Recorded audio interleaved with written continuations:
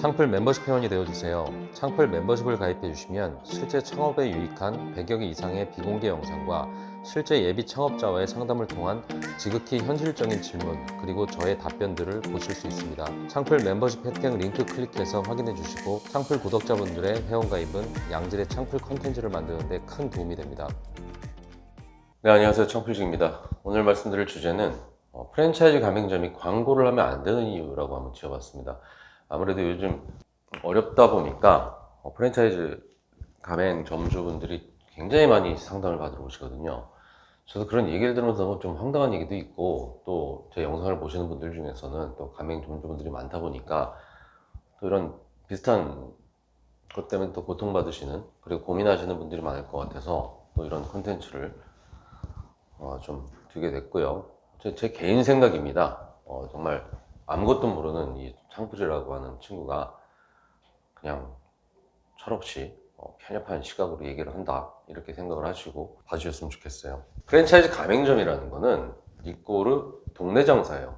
동네 장사, 광역 시도 단위에서 사람들이 찾아오는 장사가 아니라 우리 동네 장사인 겁니다. 파리바게뜨가 3,000개가 있다고 쳐요. 그러면은 우리나라 대한민국에 300m에 하나씩 있다는 뜻이고요. 예를 들면 뭐 메가커피가 2,000개 있다 그러면 한 500m에 하나씩 들어가 있다는 뜻이고요. 뭐 조스 떡볶이, 바르다 김선생, 뭐 국수나 뭐 미소야, 뭐 이런 캐주얼 분식이나 한식 브랜드들, 뭐 그게 뭐 1,000개가 있다 그러면 한 700m에 하나씩 있다. 뭐 채선당, 명륜진사, 뭐 2차도 이런 고깃집이나 뭐 이런 샤브샤브 좀 상권 많이 줄 때들은 뭐 1kg에 하나씩 있다? 그러면 뭐 다 차면 한 500개 들어간다. 동대 배달집 같은 경우는 뭐 동대문 엽기떡볶이다. 그럼 이것도 한 1kg에 하나씩 들어가서 다 차봐야 한 500개 들어가겠죠. 나머지 브랜드들 뭐 10개가 있다, 30개가 있다, 뭐 100개가 있다, 200개가 있다. 어쨌든 그 포화를 위해서 달려가고 있다는 뜻입니다. 그 프랜차이즈 본사의 목표는 포화가 될 때까지 달려가는 거예요. 프랜차이즈 탄생 자체가 우리나라를 꽉 채우겠다라고 하는 목표로 다 가는 거잖아요. 일단 가득 차는 게 1차 목표고, 더 이상 들어갈 데가 없어서 이제 양도양수 시장으로 가고, 네가 죽지 않으면 내가 죽는다는 일념으로다가 어쨌든 제로섬 게임을 하는 겁니다. 그 가맹점들끼리는. 그리고 초보 창업자들은 이 포화된 브랜드가 안정적인 브랜드라고 생각을 해요. 남들이 그렇게 많이 하니까 따라가는 거죠. 아, 저 사람도 해? 저 사람 나보다 똑똑한 사람인데?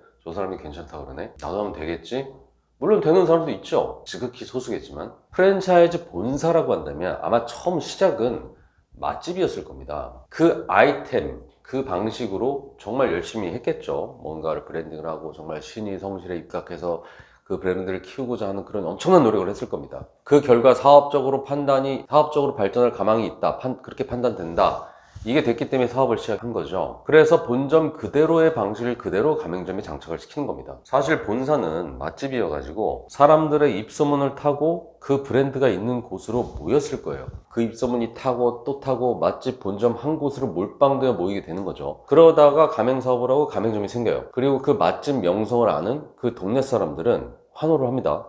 그래서 프랜차이즈 가맹점은 오픈빨이 좋아요. 그 동네 사람들의 입장에서는 그 프랜차이즈가 들어온다는 공사 현수막만 보고도 마음이 설레고 오픈하면 꼭 한번 가자, 이런 결심을 하는 거죠. 그리고 그 공사 현수막을 못 봐도 알게 됩니다. 가족이나 친구들이 알려줘요. 야, 우리 동네 뭐 생겨. 진짜? 어디에 생겨? 어디에 생겨. 오픈하면 가보자. 아, 그래, 한번 가보자. 이런 식이에요. 그래서 오픈하자마자 손님들이 마구 들어오고 그 동네 사람들 들어오는 거죠. 그러면 그 모습을 본 가맹점주의 마음은 웅장해지죠. 그런데 이 오픈빨이라는 게 왜 오픈빨이냐면, 열정적으로 한 번도 가서 먹고 두 번도 가서 먹겠죠. 근데 이게 한 번 먹고서 다시 또 오는 이 재방문 기간이라는 게 있단 말이에요. 다시 오는 이 기간이 중요한 겁니다. 한 바퀴를 그렇게 사람들이 한 번씩 오고 나면은 결국 그 동네 사람들은 한 번씩 방문을 했어. 그럼 재방문의 기간은 길어질 수밖에 없죠. 보통 그렇게 6개월에서 1년 정도 그 동네 사람들이 얼추 먹게 되면 그 첫 오픈빨에서 초창기에 그 1년 사이에 했던 그 매출을 앞으로 더 나오기가 힘들다고 하는 그런 결론에 도달하게 되는 경우들이 많아요. 물론 뭐 지방이나 거의 독점식으로 이렇게 상권을 부여받는 이런 것들은 또 예외적으로 시간이 지날수록 더 올라가는 경우들도 있습니다. 어쨌든 그러다가 결국에는 계산을 해보니까 첫 오픈빨 때 세팅해 놓은 그 고정비 때문에 처음에 번 돈이 그 고정비 때문에 이제는 완전 그 까지고 있다는 사실을 알게 되고요. 그 매출을 위해서 세팅해 놓았던 인건비를 줄이게 돼요. 이게 선제 조치가 되는 게 아니라 그 매출이 안 나오니까 이 인건비를 쓰다가 내가 까주는구나. 근데 이제는 인건비를 줄여야겠다. 이렇게 까진 다음에 이렇게 조치가 들어가게 되는 거죠. 거기다가 또 이렇게 좀 해보니까 내가 지금 남는 게 없어. 고객들이 잘 모르는 것 같으니까 또 가맹점주 입장에서는 또 재료를 살짝 뭐 줄인다든지 어떤 고객들이 양이 너무 많대. 그래서 한다든지 뭐 이런 식으로다가 이익을 위해서 또 하는 그런 사람들도 있잖아요. 그리고 이제는 이전에 나왔던 매출이 나오더라도 그 매출을 감당할 인력들이 없는 상태가 돼버린 거죠. 이렇게 되면, 이렇게 매출이 줄어들면 본사에서도 가만히 있을 수 없으니까 뭐 이런 제안이 들어옵니다. 광고해야 된다. 광고.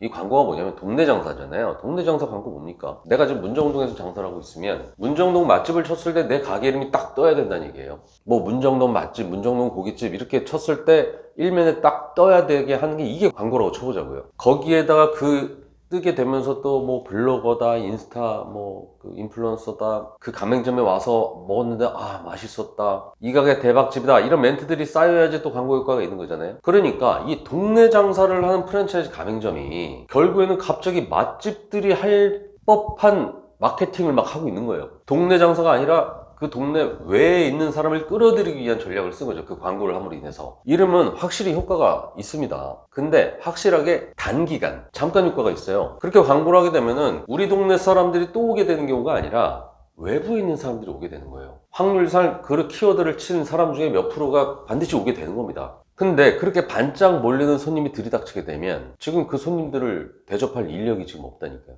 버벅대는 거죠. 잠깐 언제 지속될까라는 그런 손님들 받느라고 원래 단골로 다 대접받을 그 동네 장사 사람들도 좀 짜증내기도 하죠. 여기서 바로 이 광고를 하면서 그렇게 손님들이 몰리게 되면서 매출이 올라가면서 여기서 문제가 생깁니다. 어떤 문제냐면 우선은 그 대박 매장 광고에 힘입어서 그 매출이 올라가고, 그 매출이 올라간 데이터가 있잖아요. 여기저기 뭐 매출 얼마 막 이렇게 자랑하잖아요. 광고들 보면 그 수많은 블로거들의 극찬, 인플루언서들의 극찬, 그 가맹점주의 돈으로 그 가맹점이 대박이 아니라 그 브랜드가 대박이라는 컨텐츠가 마구 생깁니다. 그러면 그걸 보고서 내가 지금 문정점주인데 내 옆에 장지동, 그 옆에 가락동, 그쪽에 저도 이거 창업할래요, 이렇게 창업 문의가 들어오게 되는 거예요. 내 가게 매출 잠깐 올리는 사이에, 내 돈 들여서 광고하는 사이에 그 매출을 보고 나의 경쟁자가 바로 옆 동네에 내 목을 치고 들어오는 거죠. 원래는 내가 문정동에서 장사를 하지만 문정동 사람은 온 게 아니라 장지동에서 좀 오고 가락동에서도 오고 좀 이랬단 말이에요. 근데 내 가게 이름과 똑같은 간판을 가진 가맹점이 내 바로 옆 동네에 생기고 또 옆 동네에 생기고, 게다가 문정동 내가 차린 것보다 좀 더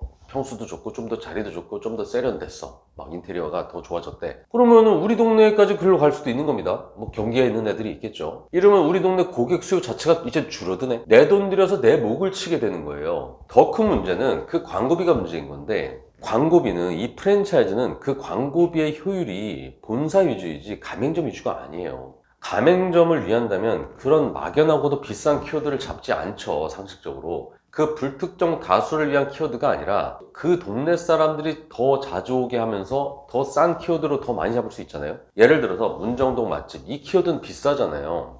그래서 돈이 많이 들잖아요. 그럼 우리 집에 오게끔 만드는 그런 키워드는 많잖아요. 그 동네 사람들만 칠 수 있는, 뭐 문정동이 아니라 문정동에 있는 뭐 M스테이트라는 건물이 있으면 M스테이트 맛집이라고 칠 수도 있고, 아니면 거기가 뭐 경찰병원이 있고 사거리가 있으면 경찰병원 사거리 뭐 맛집, 이런 식으로 그 동네 사람들이 칠 수 있는 그런 조그맣지만 그 키워드가 막 되게 넓진 않지만 효율적으로 할 수 있는 것들이 많이 있단 말이죠.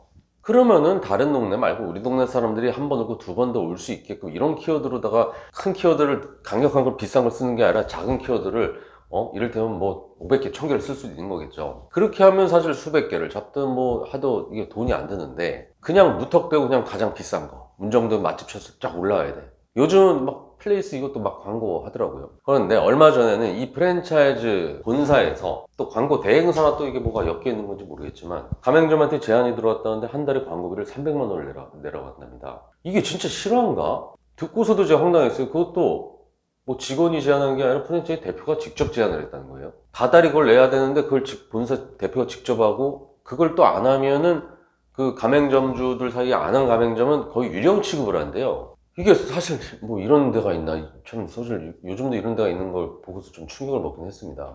그 광고를 하면 본사는 아쉬울 게 하나도 없죠. 매출이 오르면 가맹점은 그 매출을 올리기 위한 광고비를 부담하고요. 그 매출 때문에 생기는 인건비 부담이 생기지만 본사는 그냥 매출이 오르면 오르는 대로 물류 공급 비용과 로열티는 올라갑니다. 그 인건비 비용, 인건비라는 건 사실상 매출이 어느 정도 확보되는 게 안정적이고 꾸준히 나왔을 때 써야 되는 건데, 그 광고비를 부담할 때 그 광고가 언제 효과가 나올지도 모호하고 그 기간에 준비를 해놔야 되는 건데, 결국 확보되지 않은 그런 검증된 매출의 인건비를 쓰는 게 아니라 그냥 막연하게 쓰는 거죠. 지금 직원들이 막 광고 때문에 죽어나니까 그냥 빨리 올려라, 이렇게 되는 겁니다. 그러다가 보면은 결국 매출은 올랐는데 계산을 해보니까 뭐 남은 게 없어. 매출이 올랐는데 남는 게 더 없어지는 이런 마법을 겪게 되면은 그때는 또 광고를 또 안 하게 되죠. 그러면 그나마 그 광고 때문에 외부에서 오던 사람들이 또 끊기겠죠. 그러면 그 당시에 광고비 썼던 그때 세팅해 놓은 그 인력들은 또 놀게 되죠. 임금이 나오고 나는 남지 않고. 그러는 사이에 옆 동네 또 가맹점 또 오픈했다는 소식을 또 들려오고, 본사에 또 항의를 하게 되면 그때 돼서는 또 광고를 좀 더 하셔라, 또 이런 소리나 듣게 되고요. 광고에서 못 번다고 버티면 그땐 또 판촉 행사를 해야 된다. 뭐 갈비탕 한 그릇 드시면 뭐 만두를 드립니다, 뭐 이런 걸 하자고 또 하죠.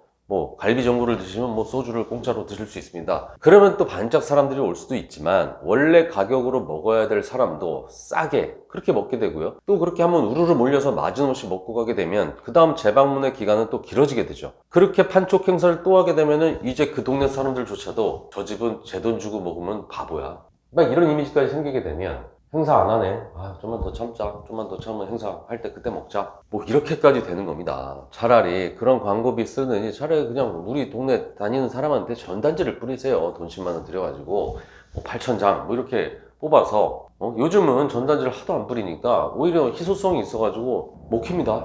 프랜차이즈라는 건 결국에는 궁극적으로 동네 장사기 때문에 우리 동네에 계신 분들이 자주 와야지 내가 먹고 살 수 있는 시스템이에요. 그래서 우리 동네가 집객력이 있고 상권과 입지가 좋아야지 그래도 더 많이 밟힐 거 아니에요, 그 가게가. 그래서 그런 데를 들어가야 된다고 얘기를 하는 거고, 뭐 평일 점심에는 우리 동네 오피스 고객들, 아니면 평일 저녁에는 퇴근하면서 들리는 오피스 고객, 그리고 퇴근하면서 집으로 오는 주거 고객, 이렇게 혼재되어 있어야 되고요. 주말에는 또 그 지역 가족들, 그리고 그 지역으로 쇼핑이나 데이트하러 오는 외부 고객들, 이렇게 요일별, 시간별 꾸준히 올 수 있는 그런 곳에 들어가야 생존을 할 수가 있습니다. 근데 반대로 투자금이 적고 막 이러다 보니까 평일 점심에는 막 바글바글 돼. 근데 평일 저녁에는 딱히 사람들이 없고, 주중은 좋은데 또 주말엔 아무것도 없고, 이런 어정쩡한 곳들은 쓸데없이 또 광고비 써야 되고, 불규칙한 외부 고객도 잠깐 받고, 오픈 빨때 경험한 그 매출 다시, 그 영광을 다시 올릴 수 있어, 이런 희망 고문은 진짜 희망 고문에 끝나게 되는 겁니다. 매출은 올라줘도 내가 남는 게 없어지게 되는, 계속해서 가난해지는 사이클로 가게 되는 거죠. 그렇게 사람이 말라가는 겁니다. 그러니까 광고비 이거 쓰셔가지고 재발등 찍는 그런 건 좀 안 하셨으면 좋겠어요. 그것 때문에 수렁에 빠져서 오시는 분들이 많다 보니까 너무 안타까워서 또 이런 얘기를 드리게 됐습니다. 이상 창풀직이었습니다.